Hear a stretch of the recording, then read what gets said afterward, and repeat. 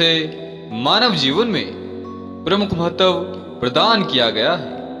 हमारे ऋषि मुनियों ने 7 सुखों की संकल्पना में इसे दूसरा सुख माना है और इसके बिना जीवन अर्थहीन माना है। प्रत्येक मानव इसे प्राप्त करने हेतु प्रयासरत रहा है और इसके लिए अनेक विधियों का भी सहारा लेता आया है, परंतु साधकगण और उनका मार्ग विचित्र ही है। ऐसी विचित्र साधनाओं का सहारा साधकगण अनादिकाल से लेते आए हैं, जिसके माध्यम से उन्होंने स्वयं के जीवन में आने वाली आर्थिक समस्याओं को जड़ मूल से उखाड़ कर फेंका है। आज कुछ ऐसी ही प्राचीन साधना की जानकारी मैं आपके समक्ष रखने जा रहा हूं। साधकों की विशेष प्रिय, जिसे साधकगण धनदानी यक्षिणी के नाम से भी जानते हैं। धनदानी यक्षिणी जो दरिद्रता की घोर शत्रु है, जिस यक्षिणी के तेज के प्रताप से भी दरिद्रता भी तीनों लोकों में भय से कांपती हुई विचरण करती फिरे, कुछ ऐसा प्रताप है धनदानी यक्षिणी का। ऋषि मुनियों ने यदा कदा धनदानी यक्षिणी का जिक्र अपने शास्त्रों में किया है और इसके कुछ गुप्त सूत्रों को संकेतों के माध्यम से स्पष्ट करने का भी प्रयास किया है।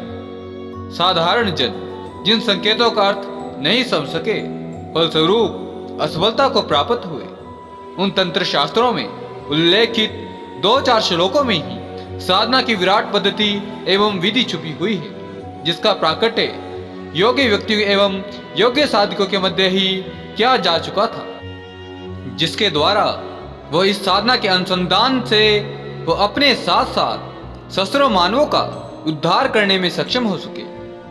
प्रकृति एक सामर्थ्यवान से यही आशा करती है और एक गुरु भी। यही कारण है इसलिए यह विधियां एवं पद्धतियां अत्यंत ही गोपनीय रखने हेतु ऋषि मुनि बाध्य रहे, ताकि इन शक्तियों का दुरुपयोग न हो सके। जो विद्या ऋषि मुनियों ने संसार के उद्धार हेतु बनाई है, उससे कहीं संसार का अहित न हो सके। यही साधना साधकों के हेतु ही, उन लोगों के लिए नहीं जिन्हें साधना मार्ग में आने वाली समस्याओं का रंच मात्र भी ज्ञान नहीं। इन साधनाओं से पूर्व महादेव 10 महाविद्या अथवा आदि शक्ति मां दुर्गा के मंत्रों का कम से कम 5 लाख जप अवश्य कर लेने चाहिए। उसके पश्चात ही इस साधना मार्ग में यक्षिणी साधना का अनुसरण करना चाहिए। यक्षिणियां जहां वरदात्री हैं, वहीं साधक के द्वारा गलती होने पर साधक को श्राप देने में तनिक भी देर नहीं लगाती है। इस हेतु ही मेरा कथन है कि संकल्पोच्चार सहित साधना करनी चाहिए। प्रस्तुत साधना में मंत्र जप 1,25,000 रहता है। आवश्यकता पड़ने पर साधक जप संख्या बढ़ा भी सकता है। जब समाप्त होने पर 1200 मंत्रों से घी एवं खीर के माध्यम से हवन करना चाहिए। उस हवन के माध्यम से ही साधक को यक्षिणी का साक्षात्कार होगा। ये जप सोमवार से आरंभ किया जाना चाहिए और प्रतिदिन 5 सहस्त्र जप किया जाना चाहिए। साधक के आसन एवं वस्त्र रक्त अथवा पित्त वर्ण के होने चाहिए। उनसे निर्मित साधक आसन का प्रयोग करे।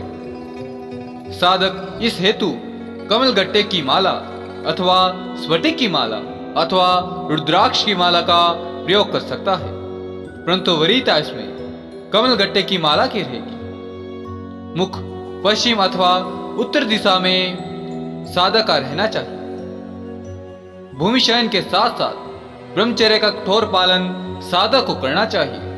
साधना 31 दिनों तक चलनी चाहिए। इसका दशांश हवन विधिवत संपन्न होना चाहिए, तभी सफलता तक साधक पहुंचता है। दशांश हवन का दशांश तर्पण किया जाना भी अत्यंत आवश्यक है। अंत में 5 कन्याओं को 9 वस्त्र देकर खीर और अन्न का भोजन ग्रहण करवाकर उनसे आशीर्वाद ग्रहण करें। और फिर भी इस साधना से संबंधित या कोई शंका आपके मन में शेष है तो आप मुझसे अवश्य पूछ सकते हैं। इस साधना का मंत्र डिस्क्रिप्शन बॉक्स में प्रदान कर दिया जाएगा। अब इसके साथ ही मैं अपने शब्दों को विराम देना चाहूंगा। जय माता दी।